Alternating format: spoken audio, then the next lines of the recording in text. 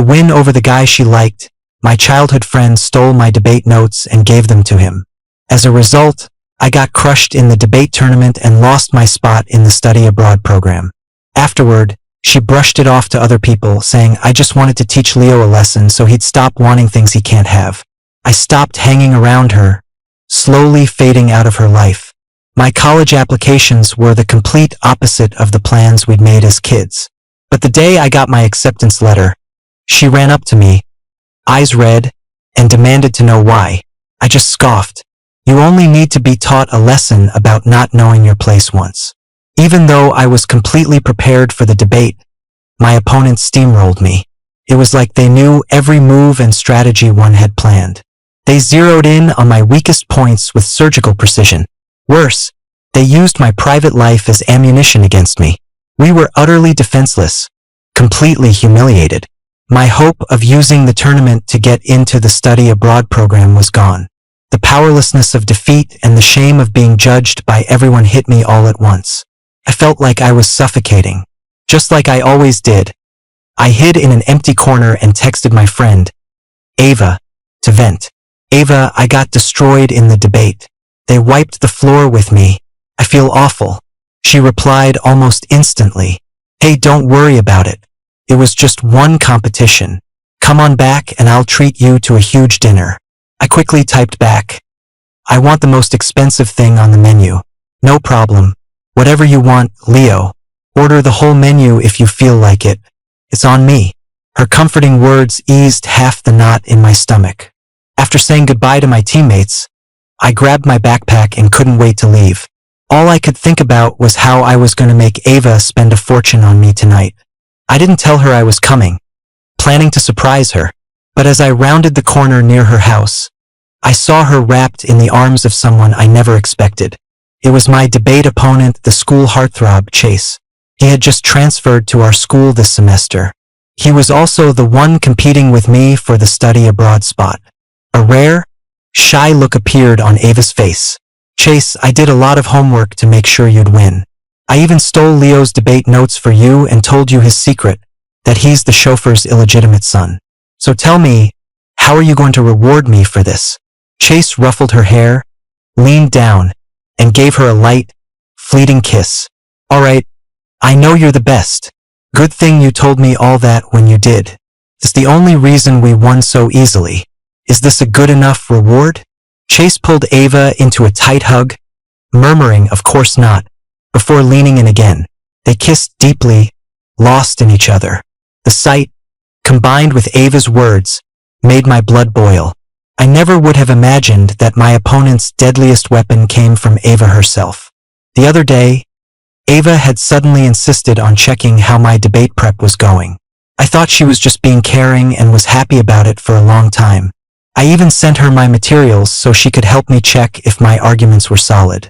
And she just turned around and handed my notes to Chase. She even told him the secret I'd guarded so carefully my whole life. The pain of being exposed and judged in front of everyone during the competition came rushing back. My fists were clenched so tight my nails dug painfully into my palms. It took everything I had not to charge over there. Instead, I pulled out my phone and sent Ava a text. Ava, where are you? I need to see you. The notification sound made them pull apart. Chase glanced at the message on the screen and chuckled cryptically. So, Leo lost and came running to you for comfort. What are you going to do? The whole school knows he's your most loyal follower. You can't tell me you don't know he has a crush on you. I watched as Ava quickly typed something, then held up her phone to Chase as if showing off. Happy now, Chase? Can you finally be my boyfriend for real? The screen lit up. Ava's reply was short and piercing. With my boyfriend. Do not disturb. Chase was beaming, clearly pleased. He teased her, saying, Aren't you being a little harsh on Leo? Aren't you worried he'll make trouble when he finds out the truth? Ava let out a scoff. Leo is just a chauffeur's son. His dad still works for my family to make a living. As for the rumors about us at school, I was just too lazy to clear them up before. But now I have to be loyal to you. This time it was just to teach him a lesson so he'll learn not to want things that don't belong to him. Chase casually followed up. So if I have a problem with him in the future, you won't stick up for him? A smile curled on Ava's lips. Of course not. I can't describe how I felt on the way home. As soon as I walked in the door, my dad came up to me, his face full of concern. "Leo, you're home. Why do you look so pale? Are you feeling sick? Or are you hungry? Just wait, dinner's still warm. I'll get it for you. Mrs. Reed gave me a rotisserie chicken today. Said it was from some Michelin star chef. You should try it." Watching my dad bustle around, seeing the white hair at his temples, I wanted to say something but couldn't. To keep him from worrying, I didn't tell him what happened. Ava was right about one thing. My family did depend on hers to get by. My biological mother ran off with another man before I was even born. My relatives said my dad's health wasn't good to begin with, and since he was getting older, I'd probably be his only child. Against my grandparents' wishes, my dad insisted on raising me by himself. From the day I was born until I was old enough to remember, I was surrounded by labels like illegitimate child and the bastard his mom didn't want. To get me away from the gossip, my dad moved us to the city. He didn't have much education, but a kind person helped him get a job as a driver for the Reed family. My dad was quick, hardworking, and discreet. Mrs. Reed was very happy with him, and he's been their driver for 10 years now. After learning about our situation, the Reeds were very kind to me, too. Ava and I grew up together, and she treated me like a normal friend. When it was time for middle school, Mrs. Reed arranged for me to go to the same school as her. One time, my dad went to a parent-teacher conference. When my classmates found out my dad was a chauffeur, they started making fun of me and bullying me. One day after school, a few of them tricked me into going to a storage closet. They shoved me in and locked the door. My grandparents used to lock me in a dark room as a kid, so I have severe claustrophobia. I was trapped in that closet until midnight. I was cold, hungry, and so weak I could barely move. It was pitch black and terrifyingly quiet. Just when I was about to lose hope, Ava kicked the door open, silhouetted against the light. That night, she led me out of the darkness. The next day, she stood in front of the whole class and announced, "Leo is my best friend. If you bully him, you're picking a fight with me, Ava Reed." The Reed family was very influential in the city. A lot of the kids' families did business with them. They didn't dare cross Ava, and after that, they left me alone. To this day, I still remember her soft words of comfort that night. "Leo, if anyone bullies you from now on, just tell me. I'll beat them up for you. We're going to go to the same college and always be together. As long as I'm here, no one will ever be able to bully you again." Her words were like a savior's promise, a heavenly sound. Under the cover of moonlight, a young boy's crush grew wildly. From then on, to close the gap between me and Ava, I worked relentlessly to improve my grades and skills at school. The funny thing is, all my hard work went up in smoke the moment Chase showed up. With his handsome face, Chase captured the hearts of countless girls as soon as he arrived. I never thought Ava would fall for him, too. And to make him happy, she was willing to sacrifice me. The person who once promised to always protect me had now become the one who hurt me the most. I didn't sleep at all that night, my eyes open until dawn. Ava and Chase's conversation kept replaying in my head. Their undisguised contempt and disgust were like a knife stabbing straight into my heart. The pain was so sharp it woke me up completely. It was time for me to get out of Ava's world. The next day, I didn't wait for Ava and took the bus to school by myself. I ran into her at the school gate just as she was getting out of her car. When she saw me, she ran over and greeted me like nothing had happened. "Leo, why didn't you wait for me today? Why didn't you take our car?" If I hadn't heard her conversation with Chase and gotten that text yesterday, her casual act would have made me feel guilty, just like it always did. I forced a small smile. "Ava, you have a boyfriend now, don't you? We should probably keep our distance." I wouldn't want him to get the wrong idea. Hearing the word boyfriend, Ava seemed to get it. She clapped me on the shoulder enthusiastically, shrugged, and smiled. "Oh, you mean Chase? Yeah, we're together. But there's a reason for it. I'll explain everything later. Anyway, don't worry. Even if I have a boyfriend, you're still my most important friend. Don't overthink it." I didn't respond and just kept walking. But Ava clearly wasn't used to my silence. She tilted her head, confused, and grabbed my arm. Leo, are you mad because you lost the competition yesterday and I didn't comfort you right away? I frowned and was about to pull my arm away when a strong force shoved me aside. Chase wrapped his arm tightly around Ava's shoulder, looking at me with a possessive glare. Leo, Ava is my girlfriend. What does it look like, you getting all handsy with her at school? I gave him a baffled look. Chase, I didn't realize you were blind. Did you not see Ava grabbing me just now? Do me a favor and stay away from me from now on. Both of you. I don't have time for your little high school drama. With that, I turned and walked away. Ava took a couple of steps forward, looking like she wanted to say something else, but Chase held her back. Losing the study abroad opportunity meant I was missing a major advantage on my college applications. With my current grades, I'd need to raise my score by at least 30 points to have a shot at my dream school. Right now, all I could think about was where I was going to find those 30 points. I really didn't have the time or energy to deal with them, but Chase and Ava didn't get the message. In the past, Ava and I were inseparable, and everyone assumed we'd end up together. Thanks to some carefully crafted rumors by Chase, the news that Ava and I had a falling out spread through the school. Many students thought I was just bitter because she didn't like me back. The way they looked at me was now filled with gossip and judgment. Chase was already popular because of his looks, and he had a lot of fans. When they heard I might have a grudge against him because of Ava, they started to ostracize me. They looked for any opportunity to teach me a lesson, to put me in my place. Glue on my chair, bugs in my thermos, my homework covered in graffiti, nasty notes taped to my back, love letters written in my name to every girl in the class. Within a few days, I became a freak everyone looked down on. Ava saw all of it, but she just looked the other way. Eventually, I moved my desk to a corner of the classroom, no longer sitting next to her. Only then did the daily pranks start to die down. After becoming a loner, my life became a simple routine of home and school, studying in silence. Other than asking teachers questions, I barely spoke to anyone at school. All the lonely hours I endured paid off in my academic rankings. On the first monthly exam of senior year, I got my best scores ever. 3rd in my class, 7th in our grade. I became the poster child for the most improved student, the dark horse everyone was talking about. I thought if I just kept my head down, I could avoid trouble. But what happened next proved how naive I was. Saturday was Mrs. Reed's birthday. Unlike previous years, the Reeds threw a huge party for her. They invited a lot of business partners and important people. My dad and the other staff were swamped, so I spent the day helping out in the kitchen. Ava brought Chase with her. She formally introduced him to her parents' friends. Mrs. Reed was especially fond of Chase. She held his hand affectionately and made small talk with him the whole time. Even Mr. Reed, who was usually so serious, was all smiles with him.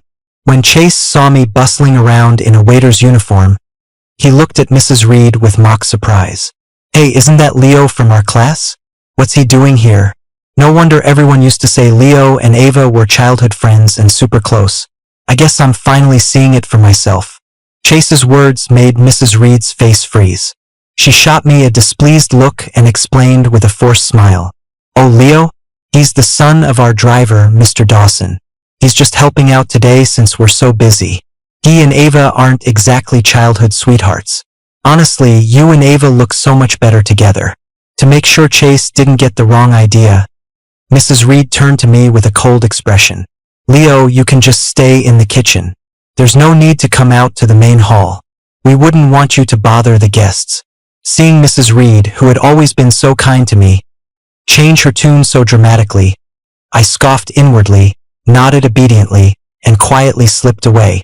Ava opened her mouth as if to explain, but under her mother's warning glare, she didn't say a word. Mrs. Reed's coldness clearly put Chase at ease. To help them get closer, Mrs. Reed told Ava to take Chase up to her room to hang out. Just when I thought the day would pass without any more drama, something unexpected happened. Mrs. Reed had someone summon me to the main hall. When I saw the notebook Chase was holding, my stomach dropped. Chase's eyes were red as he spoke to the crowd, his voice choked with emotion. Leo, I can't believe you're so manipulative. You knew Ava had a boyfriend, yet you wrote this diary full of romantic confessions for her to see. You have no shame. His words were like a stone thrown into a calm lake, sending ripples through the crowd. Mrs. Reed took the notebook, flipped through a few pages, then handed it to Mr. Reed. She was shaking with anger, clutching her chest, her finger trembling as she pointed at me. Leo, I want you to ask yourself, has our family not been good enough to you and your father? How could you have such disgraceful thoughts? I am so disappointed in you. After looking through it, Mr. Reed's face was also filled with disapproval. Everyone there was a person of status and social standing. The Reed's clear stance sealed my fate. I was the driver's son who had no shame, who dared to dream of climbing the social ladder by pursuing the master's daughter. I stood there helplessly in my waiter's uniform, under the watchful eyes of everyone. I was being judged from every angle. The notebook was my diary, where I'd written about my secret crush on Ava. One time, while I was writing in it, Ava caught me red-handed. She snatched the diary, and after reading it, she smiled with satisfaction. But she didn't give it back. Instead, she said, Leo, once we get into the same college, we can be together. I'll hold on to your confession for now. And now, Chase had brought that same diary out into the open. The secret I had tried so hard to hide was being exposed in front of everyone. Whispers and murmurs rose from all around. I felt as exposed and humiliated as if I'd been stripped naked and publicly shamed.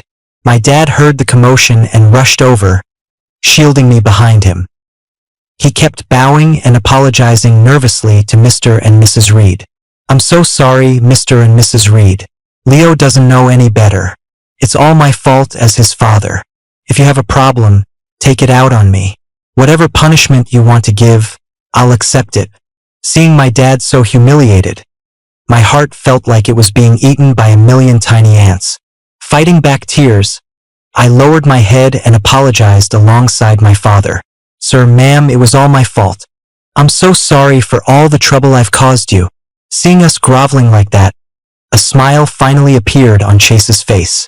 In front of everyone, Mrs. Reed announced that they could not tolerate someone with impure intentions around their daughter. Ava's future husband had to be someone like Chase, from a family of equal standing. Ava, one of the main people involved, said nothing the entire time. My dad and I were kicked out of the Reed house on the spot. When we got back to our rented apartment, I looked at my dad with red eyes and apologized. Dad, it's all my fault. I made you lose your job. But my dad didn't blame me. He sighed and pulled me into a hug. Silly boy, how could this be your fault? If anyone's to blame, it's me for not being able to give you a better life. I can tell you haven't been happy lately. You don't talk about Ava all the time like you used to. Our families are from different worlds. With the way the Reeds acted, even if you did end up with Ava, you would have suffered. It's better that we're out of there now. You won't have to force yourself to go to their house for my sake anymore. My dad's words were like a warm spring in winter, washing away all my guilt. After that, I focused even more on my studies and my grades stabilized.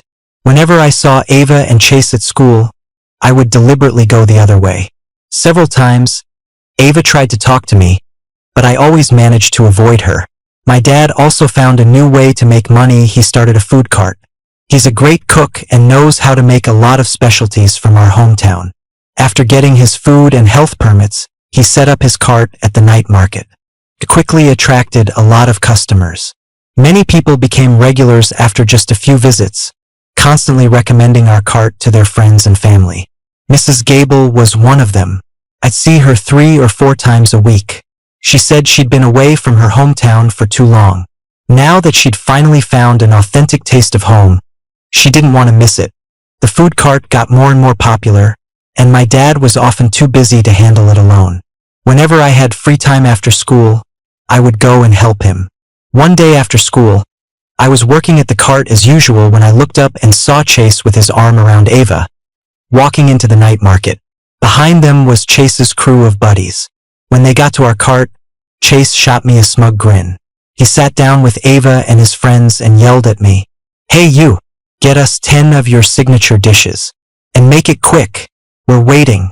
No matter what issues I had with them, When you're running a business, you greet customers with a smile. I put on a smile and asked politely, "Do any of you have any dietary restrictions? Cilantro, onions, garlic? How spicy would you like it?" Chase just waved his hand dismissively.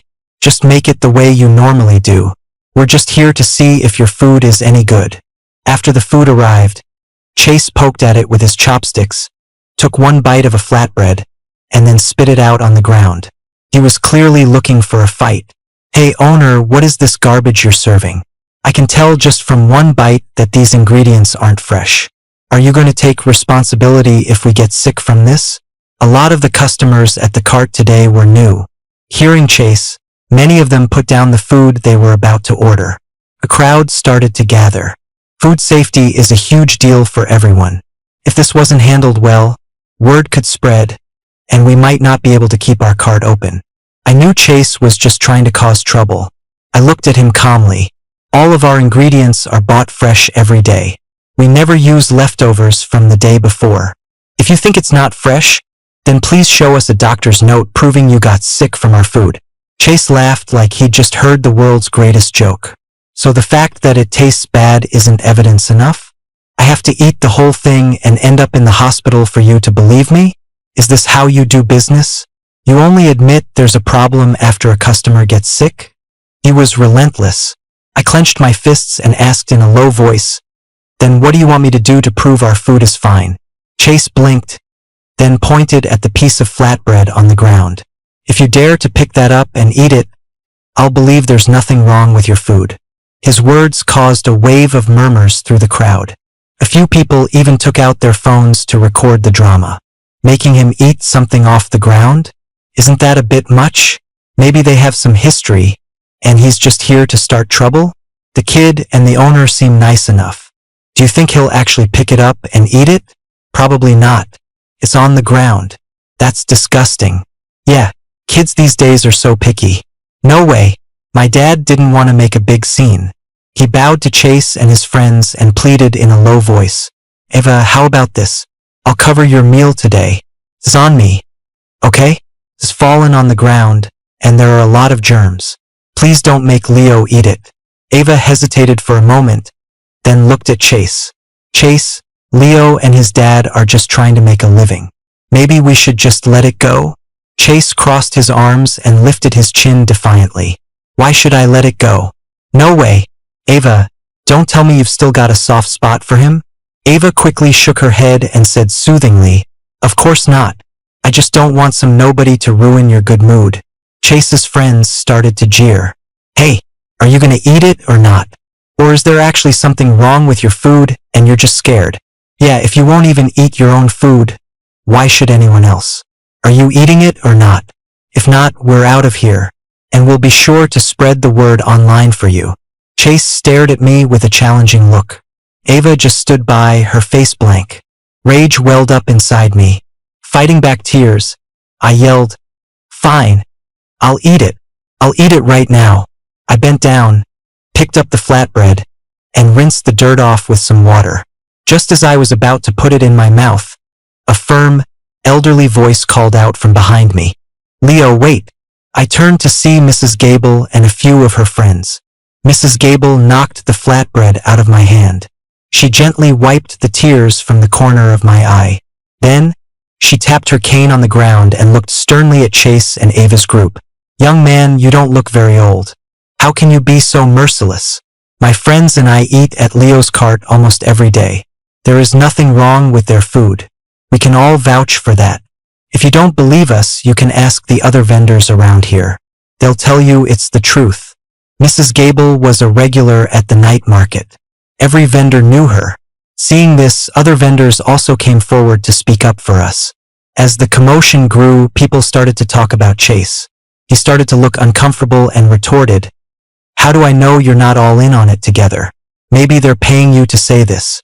I looked at him coldly, my voice devoid of any warmth. "Then why don't we call the police and check the security cameras to see who's really causing trouble?" I took out my phone to call the police, but he slapped it out of my hand and onto the ground. Chase's eyes darted around nervously. "Don't call the police. At that point, it was pretty clear to everyone who was in the right and who was in the wrong.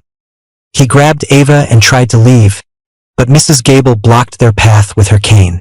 She said patiently, "Young man, since you won't call the police, it means you're admitting to falsely accusing this vendor. You can't just leave. You have to apologize to Leo and his father and clear their names before you go." Chase was already on edge. Mrs. Gable's words were the last straw. He shoved her with his hand, yelling, "Get out of my way, you old hag," and ran off. Mrs. Gable fell to the ground, cane and all. I rushed over to check on her while my dad called 911. We left the cart and went with the ambulance to the hospital. Thankfully, Mrs. Gable only had a minor fracture in her leg and some scrapes. No other serious injuries. Mrs. Gable and her daughter both insisted it wasn't my fault and that they didn't blame me. But thinking about my dad begging them and Mrs. Gable getting hurt because of me made my blood boil. By the time we got back from the hospital, closed up the cart, and went home, it was the middle of the night. When we got to our apartment building, an unexpected visitor was waiting for us. When Ava saw me, she shifted her weight nervously. It looked like she'd been waiting there all night. She rushed forward to block my path, her voice urgent. "Leo, you have to listen to me. You really pissed Chase off today. He's holding a grudge against you now. Tomorrow at school, you need to apologize to him first thing. Whatever he says, don't argue with him. Otherwise, even I won't be able to protect you. This is serious. Do you understand?" "Ik leerte her." "Ava, I thought you were just blinded by Chase. I didn't realize you'd become his lapdog. This isn't the dark ages. No matter how powerful Chase is, he's not above the law. Besides, since when have you ever protected me since he showed up? I was already exhausted from dealing with them earlier. I didn't have the energy to argue with her. I just walked around her and hurried on." From behind me, I heard Ava's desperate shout. "Chase said he's going to make you pay tomorrow at school. His family has connections, Leo. Don't mess with him. Don't fight a battle you can't win." The old apartment complex was quiet at night, and Ava's voice was piercing. Knowing Chase's personality, I was sure he wouldn't let this go. Did having a powerful family mean you could bully people however you wanted? First, he used dirty tricks to steal my study abroad spot, and then he caused a scene at our food cart. Was he going to try to get me expelled now? Who did he think he was? Remembering the conversation I'd overheard between Mrs. Gable and her daughter outside the hospital room, an idea began to form in my mind. The next day, as soon as I walked onto campus, I heard students talking. The story about Chase causing a scene at the night market and pushing an old woman had been reported to the school. Several people who were there that night had called the dean's office to complain. Under public pressure, the school administration issued a public warning to Chase and his friends overnight. The disciplinary notice was posted on the school's bulletin board and online forum, but for Chase, a punishment like that was nothing more than a slap on the wrist. Just as I expected, I had barely sat down in my classroom when Chase and his crew swaggered over to me, full of threats. "Leo, I have to admit you've got some moves. Getting the school to give me a warning. But since you don't know when to quit, don't blame me for what happens next.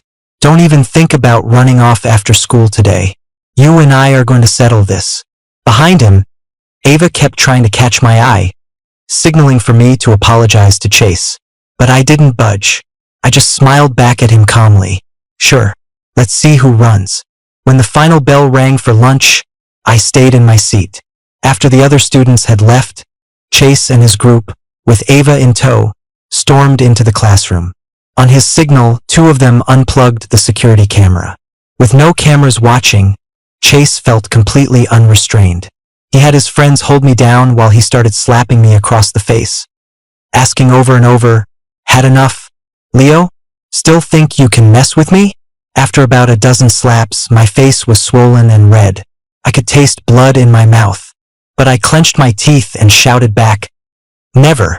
Chase, why are you so obsessed with bullying me?" Chase poked me hard in the forehead with his finger and sneered, "What? Do I need a special reason to hit you when I feel like it? But since you asked, I might as well let you know why you're in so much pain." What Chase said next shocked me. I couldn't believe his grudge against me started over something so small. At the beginning of the year, during the vote for school heartthrob, someone commented on the school forum that I was better looking than Chase. That comment got a lot of likes and became the top reply. Chase saw it and was pissed. On top of that, Ava and I were still close back then. Ava was one of the prettiest girls in school. From the moment Chase arrived, he was interested in her. But at first, Ava wasn't really responsive to his advances. Then suddenly, things changed. It was like Ava became a different person, suddenly willing to do anything Chase wanted. Chase was used to getting whatever he wanted.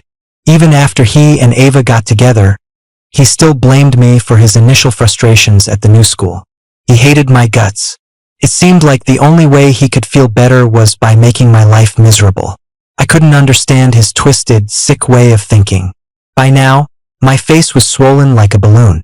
Maybe I was imagining it, but I thought I saw a flicker of pity in Ava's eyes.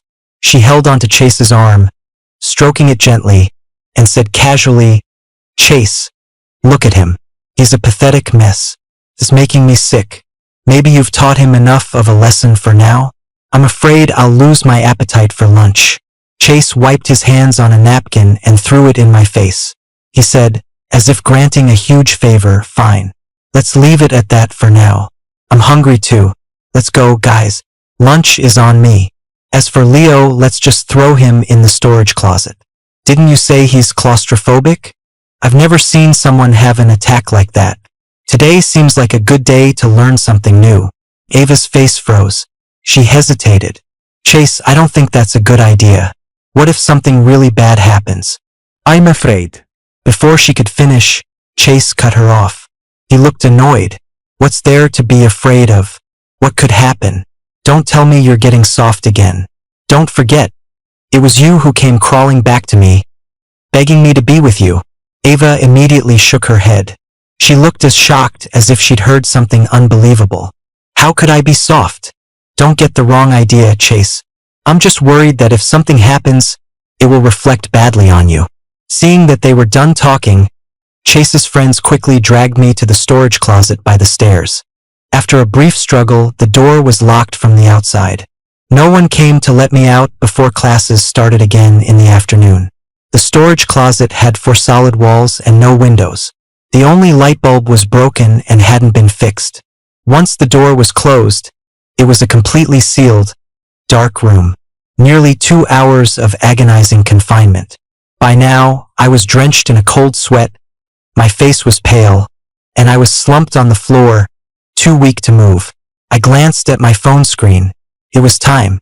With the last of my strength, I made a call. "Hello, I'm in the storage closet in the main building. Please, help me." I passed out before I could finish the sentence. When I opened my eyes, I was in a hospital room. My dad was there, wiping away tears. "Leo, you're finally awake. You scared me half to death. Are you feeling okay? Does anything hurt?" I managed a weak smile. "Dad, do you know who brought me to the hospital?" My dad kept wringing his hands, his eyes welling up with tears. "It was Mrs. Gable's daughter. She's the one who brought you here. She called me and that's when I found out what happened at school." "Oh, my boy. Why didn't you tell me you were being bullied so badly at school? It's all my fault. I'm not successful enough, and that's why people treat you like this." I weakly lifted my hand to wipe his tears. "Dad, don't worry," I said softly. "I promise after today, no one will ever dare to bully me again." Just then, the hospital room door opened. Ms. Gable walked in, followed by the school principal and a few other administrators. She looked at me with concern.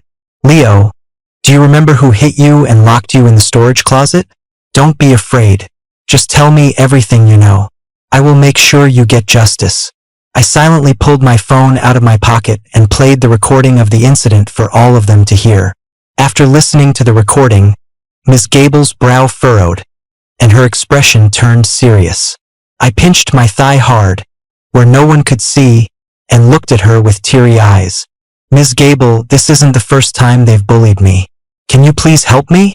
Everyone says Chase's family is powerful and that I can't win against them. But I'm so scared it will happen again." She turned to the principal and the others standing behind her. "Is this what you call a safe and civilized school environment? To have students who are so brazenly out of control is unbelievable. Your failure to identify and address these problem students is a serious dereliction of your duties as administrators. I want the relevant departments to investigate this immediately. We cannot allow this kind of thuggery to tarnish our schools. The principal and the other leaders wiped sweat from their foreheads, trembling, and said in unison, "Yes, we'll get on it right away. We'll launch a special investigation immediately." Seeing all this, I knew my gamble had paid off. That's right. I had deliberately provoked Chase into attacking me. The day before, outside Mrs. Gable's hospital room, I overheard that her daughter, Miss Gable, was the newly appointed head of our city's education system. Her top priority was to create harmonious school environments and reduce bullying incidents. When she found out that students from our school had caused her mother's injury, Ms. Gable had changed her schedule to conduct a surprise inspection of our school the next afternoon. I knew that a simple complaint wouldn't be taken seriously. I had to put myself in the middle of it. So I timed it perfectly for her inspection. I chose to confront Chase and his friends at lunchtime. Then, right when Ms. Gable was scheduled to arrive at the school, I called her for help. When she saw me, battered and bruised, with her own eyes, the school officials who were with her couldn't cover it up even if they wanted to. As a student with no power, it was the most direct way I could think of to take down Chase and his crew. And it worked. I was in the hospital for a week before I returned to school. Thanks to Ms. Gable's swift and decisive intervention, everything at school had changed. After a thorough investigation, Chase, as the ringleader of the bullying, was expelled. Because he was over 16, the charge of intentional assault was upheld. Chase was sent to a juvenile detention center for re-education. His family spent a fortune trying to get him out, but they failed. As the special task force dug deeper, they uncovered evidence of his family's involvement in organized crime and money laundering. Chase's powerful father and several of his uncles were all arrested. Within days, the family's influence in the city was completely wiped out. Ava and the others were found to be accomplices, coerced and instigated by Chase. They were given a major demerit, with a warning that any future offense would result in expulsion. When the announcement was made, the school was buzzing. All the students who had been bullied by Chase and his gang were cheering. As soon as I got back to my classroom, Ava found me. She looked worn out, with dark circles and bags under her eyes. She was a shadow of her former, vibrant self. "Leo, you're back. Can we talk for a minute?" Ava then gave me a long explanation for her behavior. She had once told her parents at the dinner table that she liked me. She even told them her plan for us to get together after we got into college. But both Mr. and Mrs. Reed were against it. No matter how much Ava pleaded, they wouldn't agree. The reason was that the Reed family business was facing an unprecedented crisis. They had to find a way to survive. Otherwise, the family might never recover. Chase's family was a long-standing powerhouse in the city, with extensive connections and immense resources. They were the best lifeline Mrs. Reed could find. After learning that Chase had just transferred to our school, Mrs. Reed came up with the idea of having Ava try to date him. She wanted to use their relationship to get an introduction to Chase's powerful father. Mrs. Reed made Ava a promise. If she could help the family overcome this crisis by pursuing Chase, they would no longer object to her being with me in the future. At first, Ava refused and strongly opposed her mother's plan. She thought it was absurd. But day after day, she watched her parents run themselves ragged trying to save the family business. Her father would come home and pass out on the sofa, too tired to even eat dinner.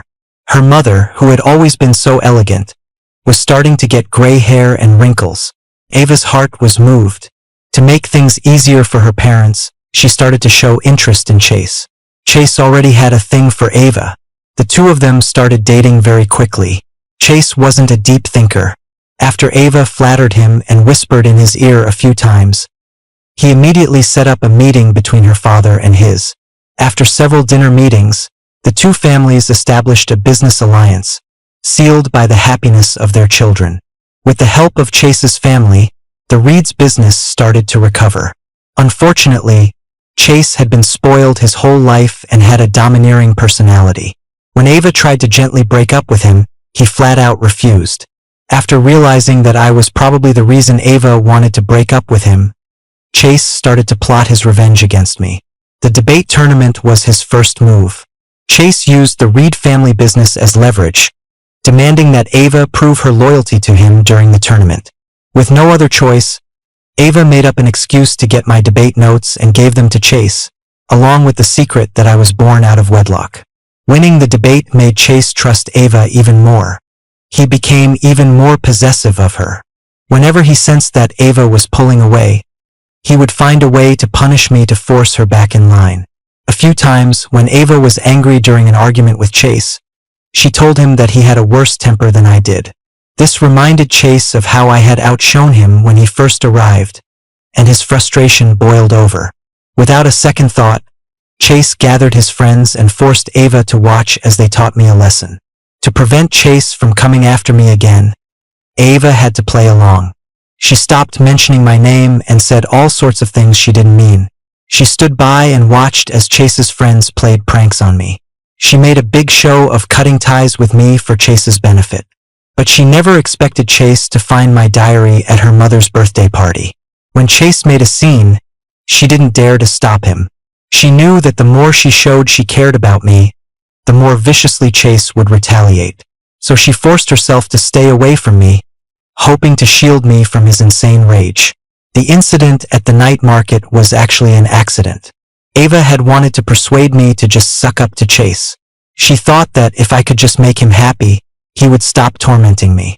She had no idea that Mrs. Gable was connected to the new head of the education system. Ms. Gable called the school administration that night and pressured them to deal with the students who had caused the trouble.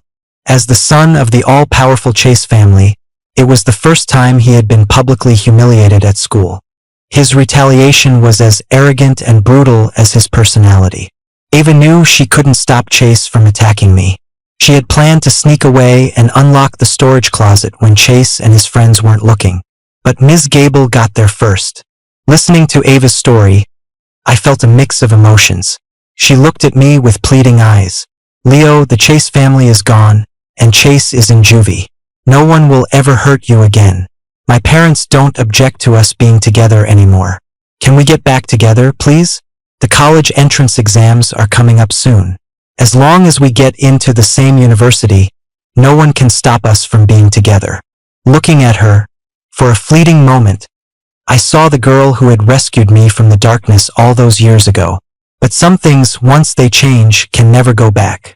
I didn't give her a clear answer, only one sentence. Let's see if you can get in first. Those words seemed to give her a strange sense of hope.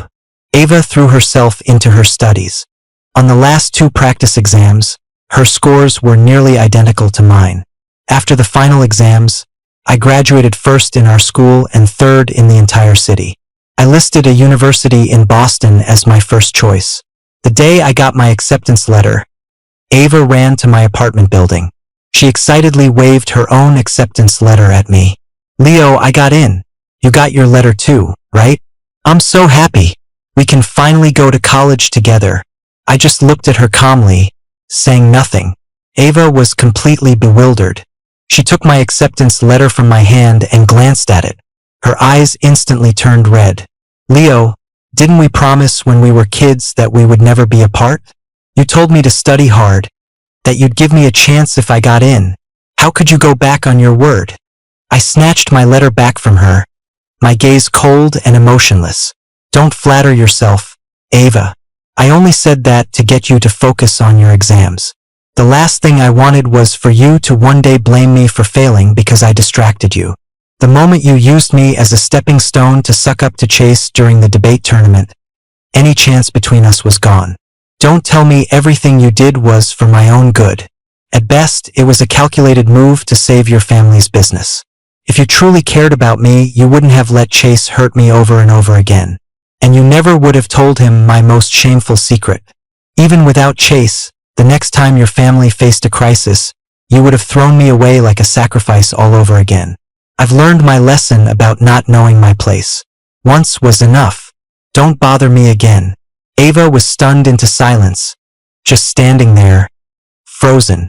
I chose to study law because I wanted to explore the true meaning of fairness and justice. I wanted to arm myself with better weapons and more effective methods to solve problems, so that in the future, there would be fewer naive kids like me who don't know how to fight back. Before I left for college, Mrs. Gable and Ms. Gable came to see me off. Ms. Gable patted my shoulder earnestly. "Leo, the road is long and difficult, but if you keep walking, you will reach your destination. I believe in you. Keep going." For years later, I returned home and, as I had hoped, became a prosecutor for the city. Every day, I walk in the light of sunshine and justice. I heard news of Ava again at a high school reunion.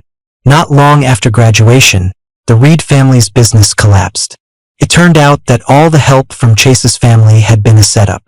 It looked good at first, but it was really a bottomless pit. To cover the financial holes, Mrs. Reed tried the same trick again. She had Ava start dating the son of another wealthy family in the city. Ava used the same tactics on him that she had used on Chase. She quickly got together with the rich kid. To prove her loyalty to him, Ava signed a series of prenuptial agreements. The agreements stated that if Ava was unfaithful or initiated a divorce, all assets in her name would go to him. Looking at the list of wedding gifts, Ava really thought she had hit the jackpot. But less than 2 weeks after the wedding, the promised investment from his family never came. The wedding gifts were never transferred to the Reed family as promised. Only then did the Reeds realize they had been expertly played. The whole elaborate wedding was just a scheme to take over their company. The shock caused both Mr. and Mrs. Reed to have strokes, and they were hospitalized. As for Ava, she was trapped. If she divorced, she would lose everything. If she didn't, she would have to watch her family's company be picked apart. With nowhere to turn, Ava started drinking heavily, giving up on herself completely. She came home drunk every night. The new husband had also done his homework on Ava's past and knew everything. He couldn't stand her self-destructive behavior. He would constantly tell her that she deserved it. He said her current situation was karma for sucking up to Chase and betraying me. His words were a constant torment to her. One night, she couldn't take it anymore and drove to the coast to clear her head. But she was still drunk, and in a daze, she hit the gas instead of the brake. She drove herself straight into the ocean and drowned. The classmates who knew the story shivered as they described the grim state of her body when it was recovered. Someone who loved gossip asked me what I thought about it. I just smiled. I'm looking forward. For me, every step forward now is filled with sunlight and strength.